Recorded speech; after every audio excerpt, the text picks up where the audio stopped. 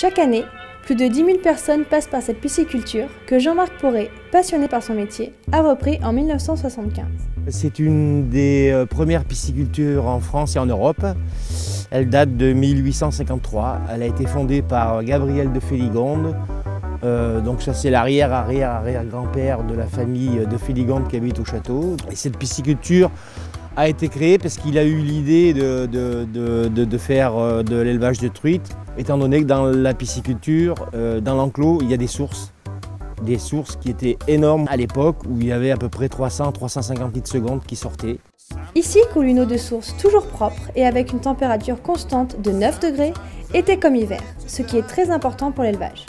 Je suis pisciculteur, salmoniculteur, c'est-à-dire que j'élève des truites, fario, de la truite arc-en-ciel et de l'embout chevalier. Je fais le marché de Clermont-Ferrand à Saint-Joseph, marché de producteurs de la jonquille, et je fais le marché de Rion le samedi matin. Le marché en plus c'est la vitrine de la pisciculture.